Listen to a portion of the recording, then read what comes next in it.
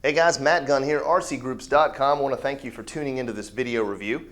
And sitting in front of you is a Delta style 3D printer called the Eris. This is from SeeMeCNC, a company with roots in the RC industry. SeeMeCNC's owner, John Olafson, is an avid RCer. I've met him plenty of times at some shows. He does fly quads, he flies fixed wing. He's just an all-around cool guy, and he owns a pretty cool company that makes some awesome 3D printers. Now the Eris is the first in the line of Delta printers from SeeMeCNC to feature a price tag under $550, and it is ready to print. So in the past, you have to purchase a printer, you have to build it, get it going. It takes a while to build and you learn along the way, no problem there. But for those that don't want to get immersed in a week-long build, the Eris is the answer for that. And as you can see, it's a very compact little unit. It is designed to print in PLA only, no ABS because the bed is not heated. And it is a Delta style printer, which means it uses 3 servo motors down there to drive the arms with a belt. And it extrudes the PLA plastic through there, heats it. And as you can see, it does come with a test 3D print on here from the factory. So they've gone ahead and printed it for you and shown that the Eris does indeed work right out the box. But after shipping and movement and stuff like that, there could be some issues with calibration and stuff like that, and so we'll run the calibration program to get it going. Now, SeeMeCNC does say that you can get the Eris up and running in a matter of minutes, and we're not going to test that theory because most beginners take some time to learn the programs used, to set up, to read the long instruction book. But I'm sure that if you are well versed in 3D printing, if you've got some prints under your belt, you shouldn't have a problem getting this thing up and running pretty quick. So let's take a look at the back side here. This is the extruder, and this is where the 3D print material, the PLA, gets pushed through like spaghetti, and then it goes up here, down into the extruder, down into the heating element here where it heats it up and actually puts it down. And then we have now this is how it ships from the factory with these rubber bands. They hold everything. Now this is your spool for the PLA material. And it does come with a roll of PLA, blue PLA here. And it's vacuum sealed. Now this stuff is moisture sensitive, so you don't want to open this before you use it. And then when you're done, you do want to seal it up in a Ziploc bag and put the silicone moisture packet in there to keep it dry. It will have problems if you try to print when there's a lot of moisture in the air. Now ABS doesn't have that problem, but we can't print again with ABS because this is not a heated bed. So it also comes with this really cool little butter knife, spatula looking thing, and this is for breaking prints off after you're done with it because they do stick. It comes with a power supply here. Here we are. And then you also get a USB cable to hook up to your computer because a 3D printer will not run unless you use a slicer.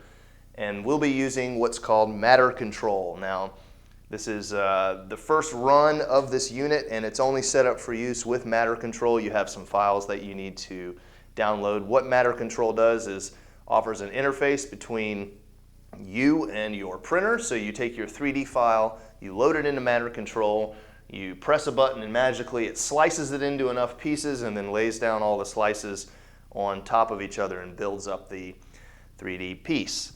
Now this is great for the RC hobbyist because not only is it small, but it can print quietly, from what I've heard, and it can print all these little RC pieces that you need. Servo covers, camera mounts, antenna mounts, things like that. Anything that you can dream up that can fit in this print space here, inside of here, that you can print. So let's go ahead and get started with the Eris, and I'm going to get my computer out. We'll go ahead and hook it up and get matter control ready, and we'll start printing. Let's go ahead and do it. All right, our initial setup is complete. I've removed the test piece here with the scraper. I've added the spool holder on here and removed the rubber bands from the nozzle. So the only other thing that I did was connect this connector right here, which gives power to the nozzle. Our wire spool is now open of nice pretty blue PLA at 1.75 millimeter. They call it Brilliant Blue. And let's go ahead and put it on the spool here, like so. Now what you do is you run it through here, and it comes out the other side. There we are. Now, the fun part is pressing this button here to get the spool to go through. All right, so it was a little bit challenging to get this fed through while looking down at it, so I had to put it up on the table. And what you're doing is you're feeding the wire through, pressing this button to push it in, and then once it goes in the little hole, you spin the knob here. As you can see, it's coming out right there. There you are. So you just want to get it set so it'll auto feed. You don't need to push it all the way up to the top. Just set it about right there. And now we'll go ahead and hook up the software. We are set mechanically and we're ready to print. So I connected the Eris to the power cable back there. I connected the USB cable to my trusty old school 2007 field laptop that is still kicking and serves me well. I'm running Matter Control version 1.4, that's the latest one, free download. But you do have a few files that you have to load to get this thing going, and you download those from the Eris webpage on SeeMeCNC.com. Pretty simple link that says download all the files. I did that, and then I downloaded these three right here. These are codes.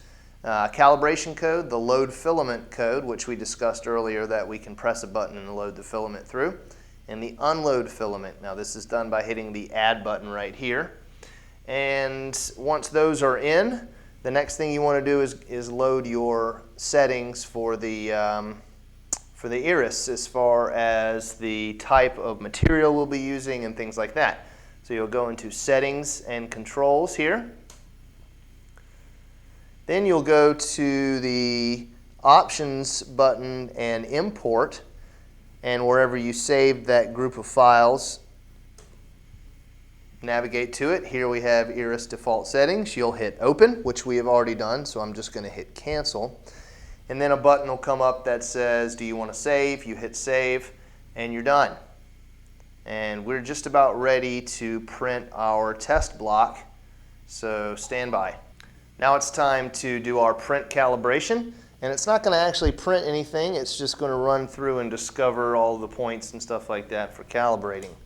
So we do that by navigating back to the main screen in Matter Control, and then we're going to run the calibration G-code here.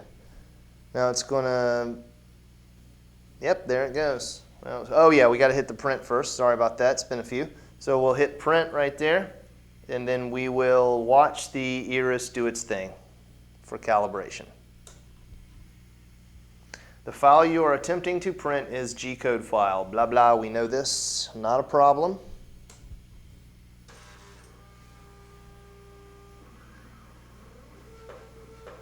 Now it's finding out all the points on the print table.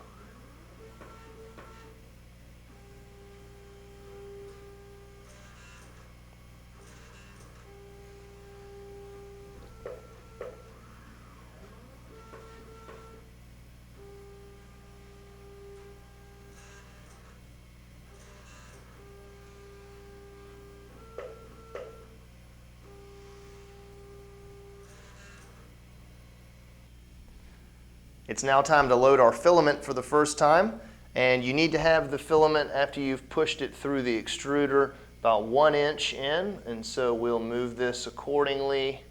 There we go, it's about 1 inch or so. And our next step is to run the load filament G-code, and the hot end nozzle will heat up. You can tell because this red LED will turn on here. That you have blue LEDs all around to signify it has power, and the red LED will begin to heat the nozzle, and then the extruder will push it through and start dripping a little bit out, we think. Hey, look, it's got a nice little light in there. See that light? Pretty cool. So let's go ahead and run the load filament code, and we'll see what happens.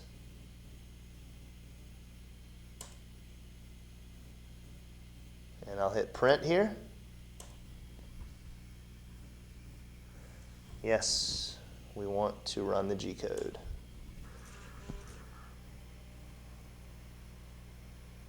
All right, so see the red LED there? We don't want to stick our fingers too far in there. This thing can move and will move. So it's heating up now. It's going to take a little bit of time. We'll just keep it running.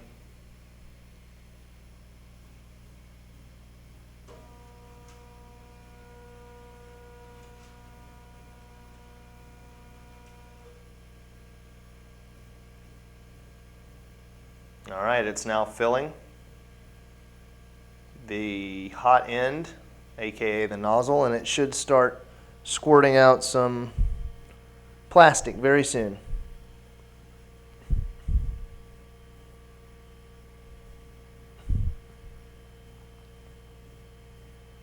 There we go. There goes our plastic. You can see it coming out right here.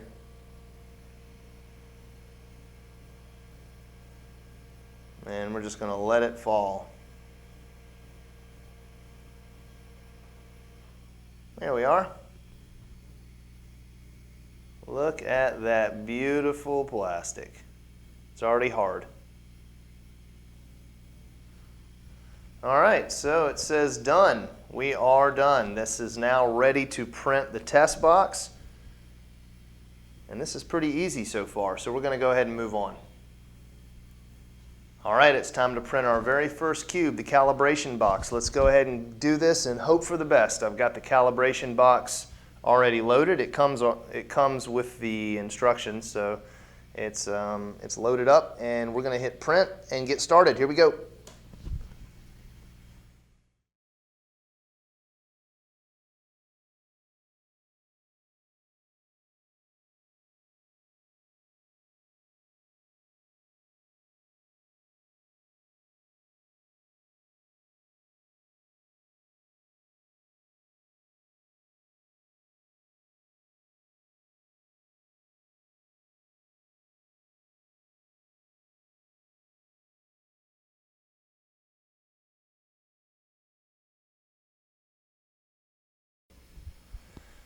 All right, we've now printed our very first 3D object. It's nothing more than a cube, but the Eris works, and it looks like it works pretty well. I don't see too many problems here.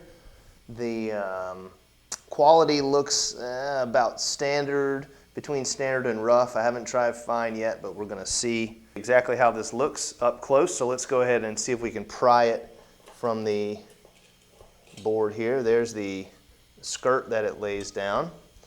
And let's see if we can get this off. There we go. It popped off easily.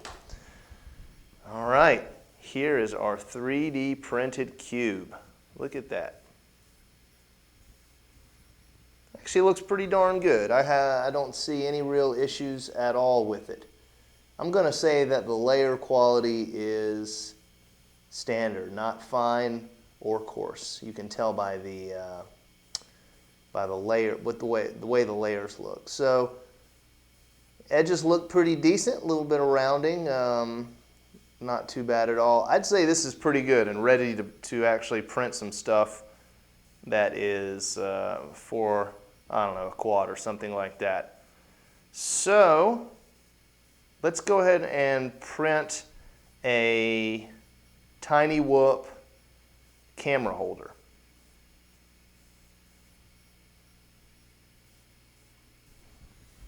Next, we'll go ahead and print this tiny whoop mini camera mount that I got off of Thingiverse. Thingiverse is a really good site to find STL files to print, things like that. It's got plenty of stuff for drones and RC. So obviously the Tiny Whoop is a popular little aircraft and everybody's printing and selling these little mounts. Most people should just be giving them away because they're easy to print and don't really cost anything except a little time.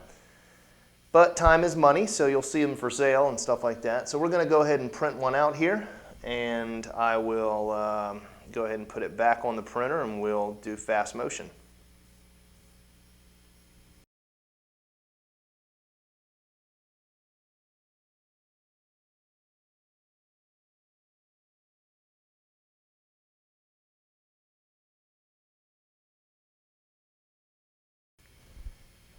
All right, our second print is done, and you'll notice it looks a lot different than this beautiful cube right here. That's because of all the gaps involved and the movement of the hot end across without applying down any filament. You get what's called stringing. Now this is not really a big issue. Pretty easy to clean up. You just pull them right off like so. And it doesn't look pretty because of that, but we do have a nice functional piece here. There we are.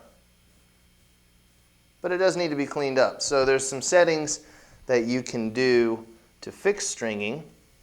One of them is messing with a setting called retraction, which pulls the filament back up inside the hot nozzle or the hot end as it moves from piece to piece when it's not laying down any plastic. So we can adjust the hot end and we can adjust the retraction, see if we can eliminate some of that stringing. So I'm going to go ahead and do that now and experiment real quick with the retraction setting, and we're going to try to print this again, see if we can make it look a little bit better. So stand by. All right, let's wrap up this review with a happy ending. This is the original here, and as you can see, lots of stringing, kind of blobby looking, doesn't look too good. I changed the retraction, didn't really help at all. Did a little bit of research and came to the conclusion that maybe the hot end temperature was too hot. It was set at 210, so I dropped it to 198 degrees, and here's the result. Look at that. So much nicer. All of the, there we are. The lines are cleaner. The stringing is almost gone.